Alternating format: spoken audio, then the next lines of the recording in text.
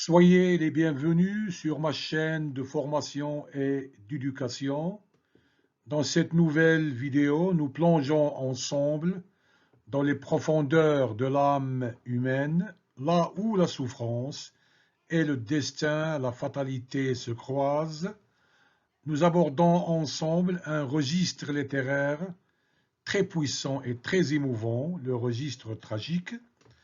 Nous explorons ensemble les caractéristiques de ce registre avec des exemples bien sûr pris des œuvres littéraires phares comme Prométhée enchaîné d'Échille, Médée d'Euripide, le Cid de Corneille, Phèdre de Racine, Oedipe roi de Sophocle, Thyeste de Sénèque et Hamlet de Shakespeare.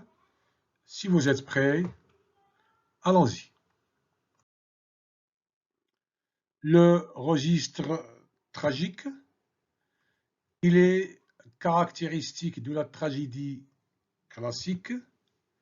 Le texte tragique met en scène ou bien présente des personnages face à des forces qui les dépassent, comme la fatalité, le destin, les dieux, la société, etc.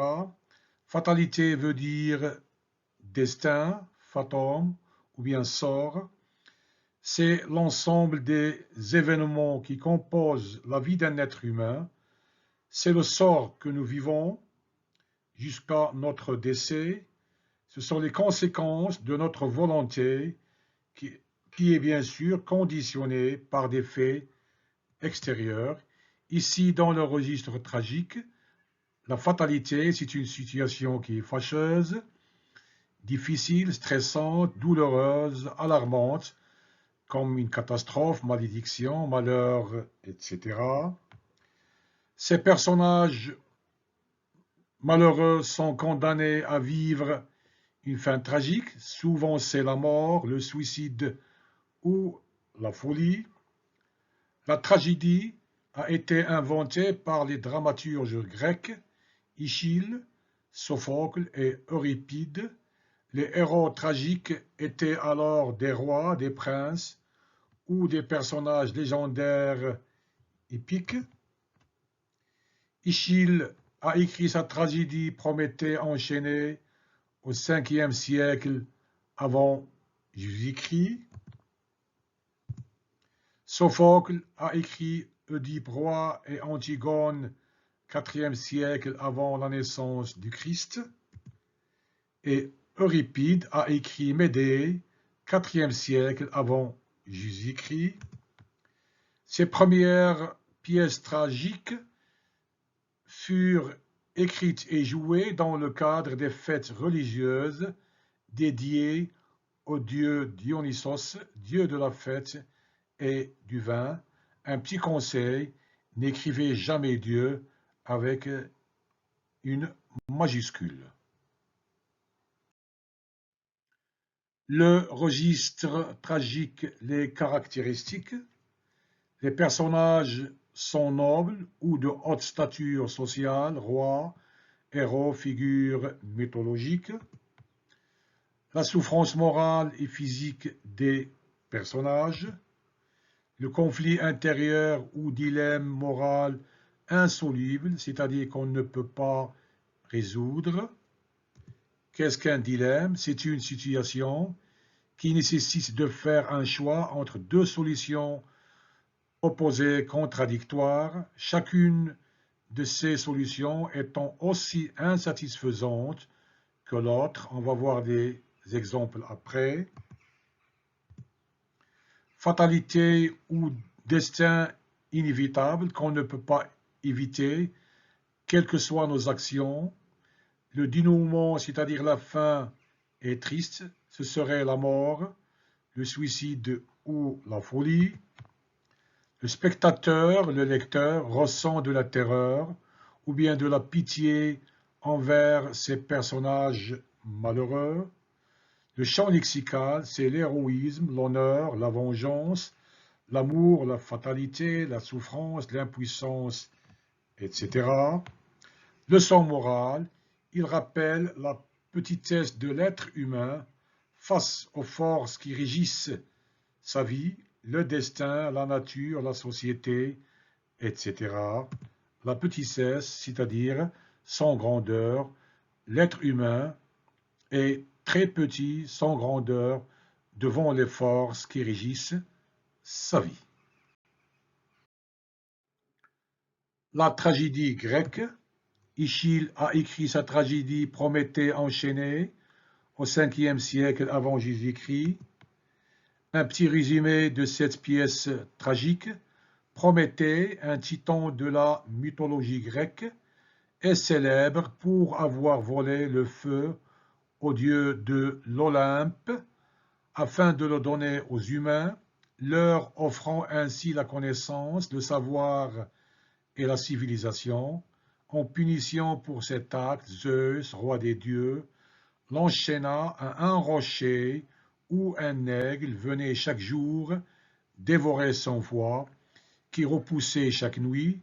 Ce mythe incarne la révolte, l'insurrection contre l'autorité divine, contre l'autorité des dieux, et ce mythe incarne aussi le prix de la connaissance et du savoir. Ce drame explore les thèmes de la rébellion.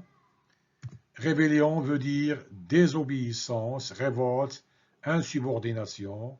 C'est enfreindre les lois, se rebeller, se révolter contre les lois, contre les coutumes et les usages de la société.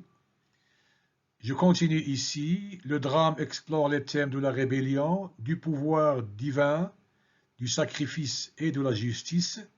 Prométhée est présenté comme un bienfaiteur de l'humanité, un héros tragique qui souffre pour avoir défié l'ordre des dieux en faveur des hommes et de l'humanité. On est toujours dans la tragédie grecque. Sophocle a écrit Oedipe roi ou bien Oedipe tyran, 4e siècle avant la naissance du Christ. Un petit résumé. Cette tragédie raconte les aventures d'Oedipe, roi de Thèbes, fils de Laios et Jocaste. Avant la naissance d'Oedipe, ces derniers, c'est-à-dire son père Laios et sa femme Jocaste, consultent un oracle. Oracle, c'est une personne qui prédit l'avenir, qui sait ce qui va se passer dans le futur. Cet oracle leur dit que leur fils Oedipe va tuer le père Laios et épouser la mère Jocaste. Alors ils décident d'abandonner Oedipe, encore bébé, sur une montagne, espérant qu'il y trouve la mort, mais il a été retrouvé par un berger. Et c'est Polybe, roi de Corinthe, et sa femme Mérope qui vont élever Oedipe comme leur propre fils. En devenant grand, Oedipe tue son père et épouse son mère sans savoir qui ils sont. Quand la vérité éclate, Jocaste, la mère d'Oedipe, se suicide et Oedipe se crève les yeux, quitte Thèbes et devient mendiant. Cette histoire illustre la force implacable, c'est-à-dire la force brutale, atroce et acharnée du destin, malgré tous ses efforts pour échapper à la prophétie de l'oracle. Oedipe finit par la réaliser, c'est-à-dire il va tuer son père et épouser sa mère. La leçon morale principale est que l'homme ne peut pas fuir son destin, sa destinée, sa fatalité, aussi puissant ou intelligent soit-il.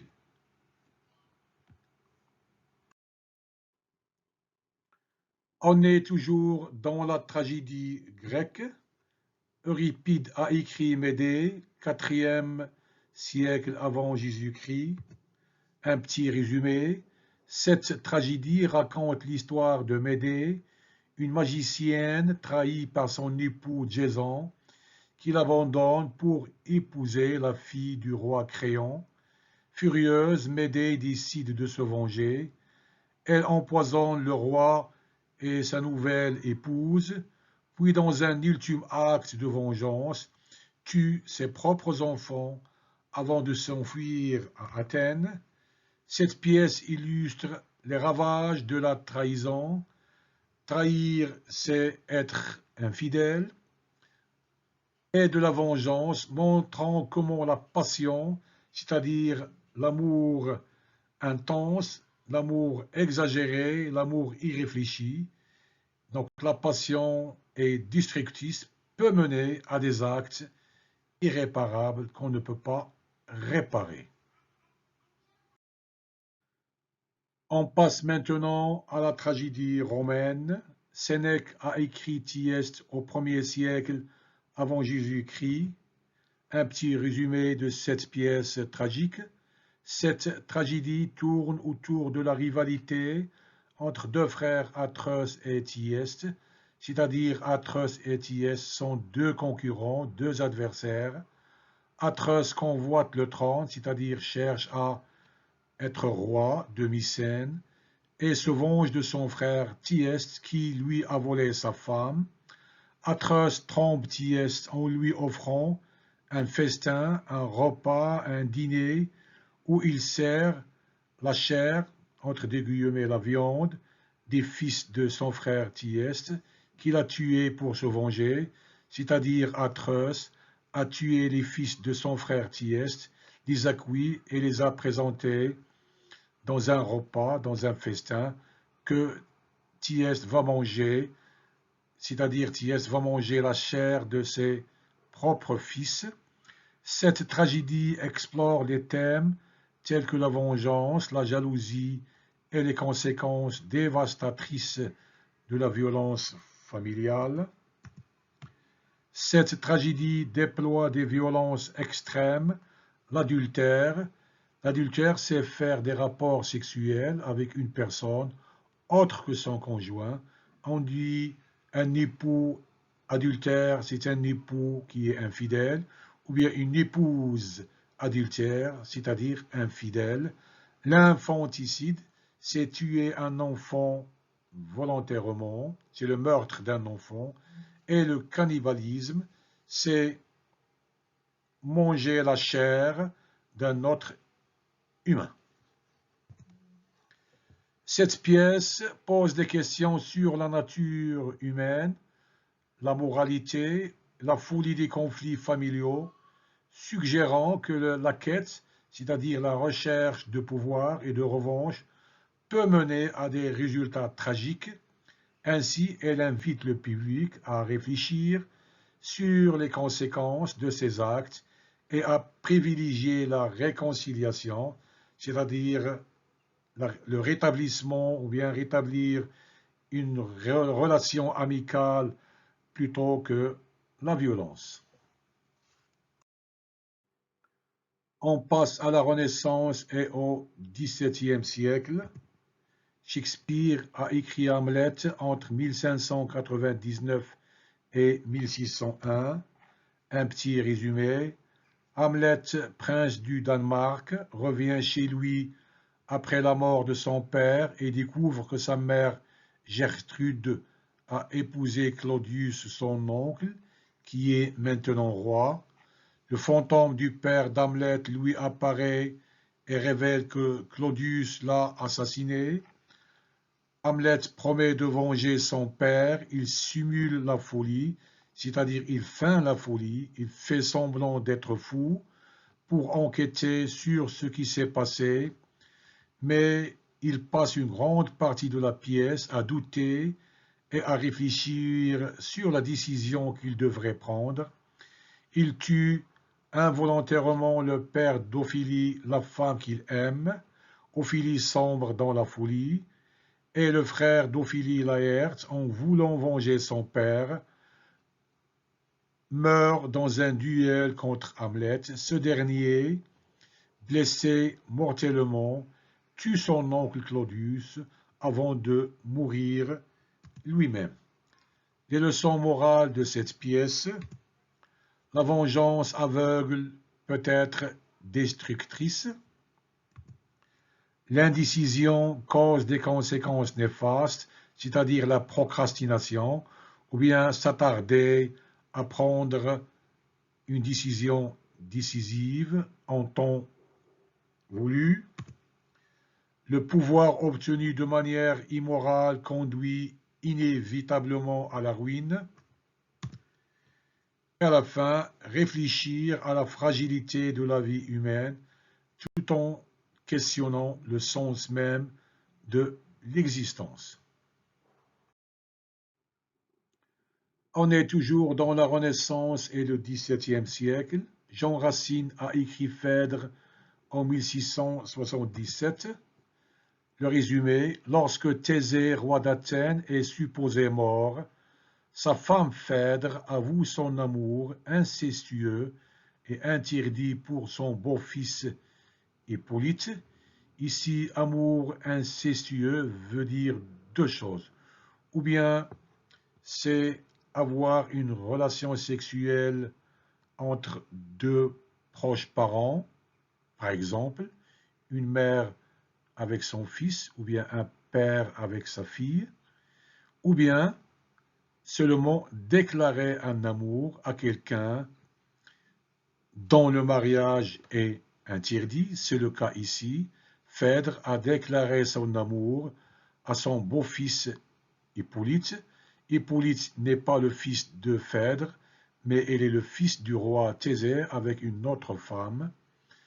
Ce dernier, c'est-à-dire Hippolyte, est amoureux de la princesse Aricie.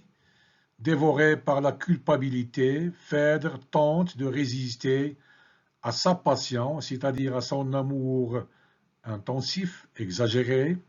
Mais lorsque Thésée le roi revient, vivant, Phèdre est piégé dans un mensonge orchestré par sa nourrice, c'est-à-dire par sa bonne, par la femme qui élève ses petits-enfants.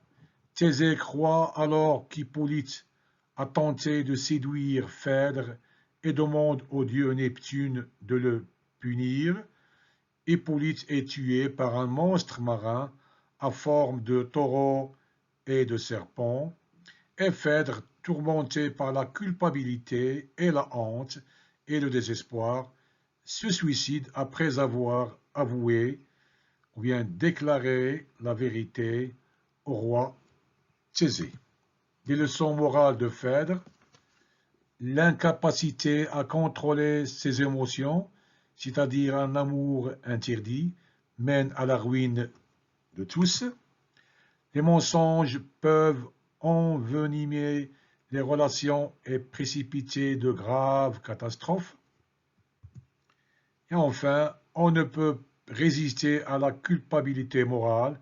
Ce n'est qu'à travers les aveux qu'on trouve la sérénité et la quiétude. C'est-à-dire, quand on est coupable moralement, il faut tout simplement avouer cette culpabilité pour trouver la quiétude et la sérénité. On est toujours dans la Renaissance et le XVIIe siècle. Pierre Corneille, ou bien le Grand Corneille, a écrit le Cid en 1637. Le résumé: cette tragédie se déroule en Espagne et met en scène l'histoire de Rodrigue, fils de Don Diego, et son amour Chimène, fille de Don Gomez. Le père de Chimène, Don Gomez, tue Don Diego, le père de Rodrigue, dans un duel. Rodrigue, déchiré entre son devoir familial de venger son père et son amour pour Chimène, se voit contraint de venger l'honneur de son père en tuant Don Gomez. Donc Rodrigue tue le père de sa bien-aimée Chimène. Ce meurtre crée un conflit intérieur intense, car Chimène désire venger son père tout en étant amoureuse de Rodrigue. Chimène demande justice contre Rodrigue, mais elle ne peut s'empêcher de l'aimer. Les leçons morales de cette pièce tragique: l'importance du devoir familial, de l'honneur, souvent au détriment des sentiments personnels. Le dilemme moral: des décisions très difficiles entre les désirs personnels et les obligations sociales ou familiales. Et enfin, le pardon et la réconciliation. Les conflits peuvent être résolus par le dialogue et la compréhension.